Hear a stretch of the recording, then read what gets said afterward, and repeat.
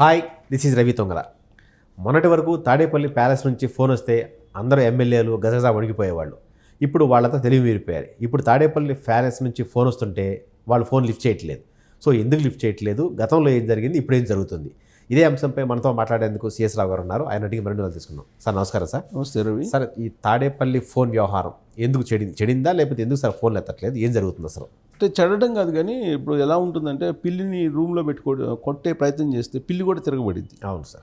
So అలాగే ఇప్పుడు ప్రతి వాళ్ళని 82 మందిని నేను తీసేస్తాను, 82 మంది పనికిరారు అని చెప్పి ప్రాపగండా చేశారు తాడేపల్లి క్యాంప్ ఆఫీస్ నుంచి పెద్దలు. సో దీంతో పార్టీ ఒక రకంగా డ్యామేజ్ అయ్యే పరిస్థితి. అంటే ఓడిపోయేటువంటి క్రమంలోనే ఇంత భారీ మార్పులు చేసుకుంటున్నారు అనేది అర్థమైపోయింది. అంటే ఎన్నికల ముందే ఓటమి వీళ్ళు పరోక్షంగా అంగీకరించారనేది ఒకటి అర్థమైపోయింది.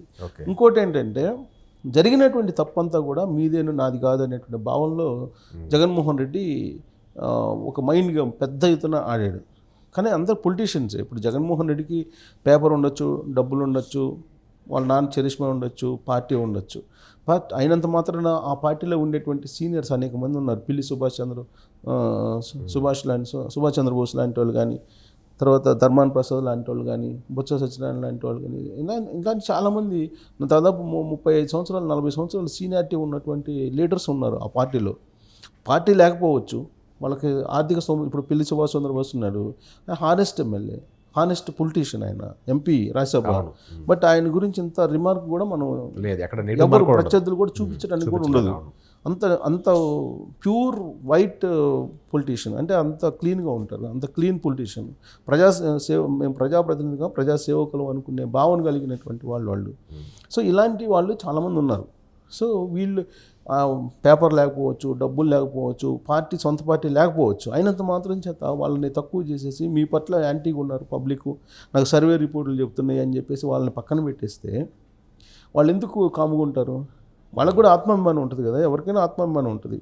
అఫ్కోర్స్ ఇప్పుడు సొంత పార్టీ పెట్టుకోవచ్చు జగన్మోహన్ రెడ్డి, అయినంత మాత్రాన వాళ్ళ ఆత్మాభిమానం మీద దెబ్బ కొడితే వాళ్ళు ఎందుకు కాముకుంటారు? సో తొలి రోజుల్లో ఫోన్కి రెస్పాండ్ అయ్యారు, రమ్మంటే పోయిచ్చారు, కొంతమంది క్యాంప్ ఆఫీస్కి పోయిచ్చారు.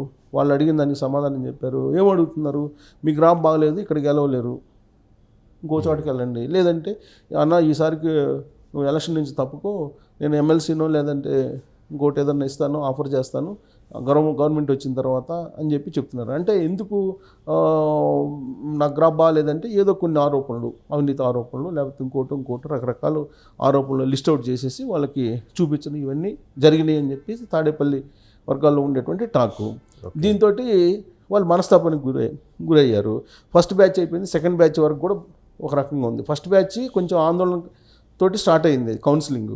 సెకండ్ బ్యాచ్ వచ్చేటప్పటికి కొద్దిగా ఆందోళన మొదలైంది. థర్డ్ బ్యాచ్ వచ్చేటప్పటికి రివర్స్ అయింది. ఓకే, సెకండ్ బ్యాచ్ కొద్దిగా బయటకు వచ్చి మాట్లాడడం స్టార్ట్ చేశారు. థర్డ్ బ్యాచ్ వచ్చేందుకు రివర్స్ అయింది. రివర్స్ ఎలా అయింది? తాడేపల్లి క్యాంప్ ఆఫీస్ నుంచి కనుక ఫోన్ వస్తే లిఫ్ట్ కూడా చేసేటువంటి పరిస్థితి లేదు. ఒకవేళ లిఫ్ట్ చేసినా కానీ మేము రాజకీయాల నుంచి తప్పుకుంటాము, మీరు మాకు టికెట్ ఇవ్వ అవసరం లేదు, మేము రాజకీయాల్లో ఉండదలుచుకోవట్లేదు అని చెప్పి కృష్ణప్రసాద్ చెప్పారు. అవును.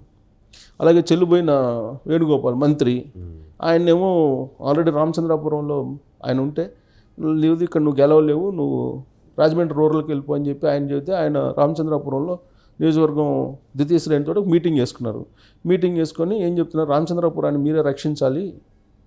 మీరే రక్షించుకోండి అని చెప్పి వాళ్ళ ద్వితీయ శ్రేణికి ఒక దిశానిర్దేశం ఆయన ఇస్తున్నటువంటి పరిస్థితి. నా మీద అవినీతి ఆరోపణలు ఉన్నాయంట, ఏం అవినీతి ఆరోపణలు ఉన్నాయి చెప్పండి, నేను అవినీతి చేశానంట, మీరే చెప్పండి, నా మీద ఏదో ఉన్నాయంటే నా మీద ఎంక్వైరీ చేయండి అని చెప్పి ఆయన అంటున్నాడు, చెల్లిపోయిన వేణుగోపాల్. సో అదే తరహాలో ఒక్కొక్కళ్ళు ఫోన్ కూడా లిఫ్ట్ చేయనటువంటి పరిస్థితి. ఇప్పుడు కొంతమంది ఏం చేస్తున్నారు, ఇప్పుడు మేరుగు నాగార్జున ఉన్నాడు మినిస్టర్, ఆయన తీసుకెళ్ళి గుంటూరు నుంచి ప్రకాశం జిల్లాలో వేస్తే అక్కడ మీటింగ్ పెడితే ఒకళ్ళు వెళ్ళినటువంటి దాఖలాలు లేవు.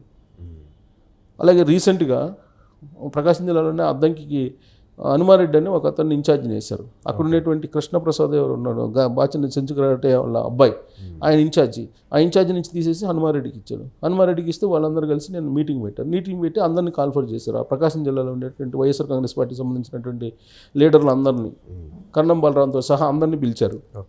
అందరినీ పిలిచి పరిచయం చేయాలి, ఈయనకి హనుమారెడ్డికి పరిచయం చేసి హనుమారెడ్డి తోటి కలిసి పనిచేయాలని చెప్పి ప్రయత్నం చేద్దామని చెప్పేసి ప్రయత్నం చేశారు. వైవి సుబ్బారెడ్డి ఆర్డర్ వేశారు, అక్కడ మీటింగ్ పెట్టారు, కానీ ఎవరు రాలా. సరే నేనే వస్తాను అని చెప్పి వైవి సుబ్బారెడ్డి రంగంలోకి దిగారు. వైవి సుబ్బారెడ్డి రంగంలోకి దిగినా కానీ ఇప్పుడు అక్కడ ఎవరు కలిసి రానేటువంటి పరిస్థితి ఉంది. మీటింగ్ ఆల్రెడీ అయిపోయింది, ఎవరు రాలా, అందరూ గైర్హాజరయ్యారు. ఇక్కడేమో క్యాంప్ ఆఫీస్లోనేమో ఫోన్లు చేస్తే ఫోన్ లిఫ్ట్ చేయట్లేదు. ఇప్పుడు రాష్ట్ర వ్యాప్తంగా ఉండేటువంటి లీడర్స్ ఎవరైతే ఉన్నారో, ఇప్పుడు వీళ్ళు చెప్తున్నటువంటి టార్గెట్లో ఇప్పుడు ప్రశాంత్ కిషోర్ ఇచ్చినటువంటి రిపోర్టు, వాళ్ళ టీం ఇచ్చినటువంటి రిపోర్టు దాని ప్రకారం 80 నుంచి 82 మంది పనికిరారు, గెలవలేరు, అనేక రకాల ఆరోపణలు ఉన్నాయి, ప్రజలకు దూరం అయ్యారు, ఇలాంటివన్నీ చెప్తూ ఉన్నారు. సో వాళ్ళని మార్చడానికి ఫోన్ చేస్తున్నారు. ఫోన్ చేస్తే ఫోన్ లిఫ్ట్ చేయట్లా. కొంతమంది ఫోన్ లిఫ్ట్ చేసినా కానీ మేము రామని చెప్పి మొహాన్ని చెప్తున్నారు. ఇంకొంతమంది ఏమో మాకు అసలు మేము రాజకీయాల నుంచి మానుకుంటున్నాంలే, ఇంక మేము అక్కడికి ఎందుకు రావడానికి, జగన్మోహన్ రెడ్డితో మాట్లాడడానికి రావాల్సిన అవసరం ఏముందని చెప్పి రివర్స్ గేమ్ ఆడుతున్నారు. ఆల్రెడీ కొంతమంది ఏమో పార్టీల నుంచి వెళ్ళిపోయారు, ఇంకొంతమంది ఏమో ప్రత్యామ్నాయ మార్గాలను చూసుకుంటున్నారు. సో ఇలాంటి సిచ్యువేషన్ వైఎస్ఆర్ కాంగ్రెస్ పార్టీలో కనిపిస్తూ ఉంది. సో ఇప్పటి వరకు ఒక ఎత్తు అయితే ఇక నుంచి జగన్మోహన్ రెడ్డికి మరొక ఎత్తు అని చెప్పి అనుకోవాలి. ఎందుకంటే సిట్టింగ్లు తీసేయాలా ఉంచాలా, తీసేయకపోతేనేమో గ్రాఫ్ బాగాలేదంటున్నారు. విచిత్రంగా ఏంటంటే పరిపాలనలో చేసింది ఆయన, ముఖ్యమంత్రి ఆయన, విధానపరమైన నిర్ణయాలు తీసుకున్న ఆయన, పరిపాలన మొత్తం ఆయన చేతిలో ఉంది. పరిపాలన మొత్తం మంత్రులు అనేవాళ్ళు అక్కడ వాస్తవంగా వాళ్ళని మనం అనకూడదు, కానీ ఒక జర్నలిస్ట్గా ప్రతిపక్షాలు అన్నట్టు మనం అనకూడదు, కానీ మంత్రులు ఉన్నారు. మంత్రులకి స్వేచ్ఛ ఉందా? లేదు. స్వాతంత్రం ఉందా? లేదు కదా. సొంత నిర్ణయాలు తీసుకునే అధికారం లేదు కదా వాళ్ళకి. సో అది వాళ్ళు ఓకే మీకు తెలుసా అనొచ్చు, మనల్ని చూస్తే అర్థమవుతుంది కదా, చూస్తే అర్థమవుతుంది. సొంత నిర్ణయాలు తీసుకునే అవకాశం లేదు. ఏ చిన్న విషయం కావాలన్నా కానీ జగన్మోహన్ రెడ్డి దగ్గరికి వెళ్ళాలి. జగన్మోహన్ రెడ్డి దగ్గర నేరుగా కలిసేటువంటి వాళ్ళు దాదాపుగా ఎవరు లేరు. సజ్జల రామకృష్ణారెడ్డి తోటి ముగిచ్చేసి పంపిస్తారు. సజ్జల రామకృష్ణారెడ్డి, జగన్మోహన్ రెడ్డి వీళ్ళిద్దరే కదా నడిపింది మొత్తం ప్రభుత్వాన్ని. ఇంతమంది సలహాదారులు వేసుకున్నారు, దాదాపు 70 మంది 60 మంది సలహాదారులు ఉన్నారు. ఈ సలహాదారులు ఎవరి సలహా అయినా తీసుకున్నారా? తీసుకోలేదు కదా. తీసుకోలేదనేది కదా రామచంద్రమూర్తి గారు రిజైన్ చేసి వచ్చింది. మీరు మీ సలహాదారులను తీసుకున్నారు, మేము సలహా ఇవ్వాలనుకున్నా మీరు సలహా తీసుకునే టైం మీకు లేదు కదా, అలాంటప్పుడు మేమెందుకు అని చెప్పి రిజైన్ చేసి ఆయన పెద్ద ఆయన వచ్చేసారు కదా, జర్నలిస్టు రామచంద్రమూర్తి గారు, సీనియర్ జర్నలిస్టు. సో మిగతా సలహాదారులు సలహాలు తీసుకుంటున్నారా? లేదుగా, అది అందరికీ తెలుసు కదా. సో ఎవరు మొత్తం అక్కడ సజ్జల రామకృష్ణారెడ్డి అలాగే జగన్మోహన్ రెడ్డి వీళ్ళిద్దరు తప్ప ప్రభుత్వంలో ఏ నిర్ణయం తీసుకున్నా, ఎలాంటి పాలసీలు తీసుకున్నా, ఏది చేసినా వాళ్ళిద్దరే కదా. మరి అలాంటప్పుడు మంచిగానే చెడుగానే వాళ్ళే అనిపించాలి కదా, వాళ్ళే బాధ్యత వహించాలి కదా. ఇప్పుడు ఎమ్మెల్యేల మీద పెట్టడం ఏంటి? ఎమ్మెల్యేలు ఎంతవరకు ఎమ్మెల్యేలు అంటే లోకల్గా మీ మీద వ్యతిరేకత ఉంది అని చెప్పి అంటుంటే, లోకల్గా ఎందుకు వ్యతిరేకత ఉంటుంది? గవర్నమెంట్ పరంగా పాలసీలు ఇంప్లిమెంట్ చేయకపోతే ఉంటుంది. పాలసీలు ఆల్రెడీ ఇంప్లిమెంట్ డైరెక్ట్గా చేసేసుకుంటున్నారు.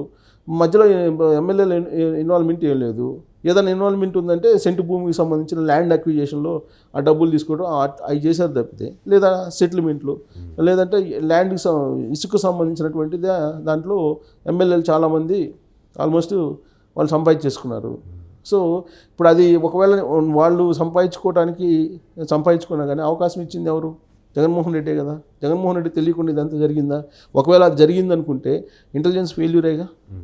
రాష్ట్ర ఇంటెలిజెన్స్ ఏం చేస్తున్నట్టు అంటే జగన్మోహన్ రెడ్డి తెలియకుండా ఏమీ జరగలా, అన్నీ జగన్మోహన్ రెడ్డి తెలిసి జరిగినాయి.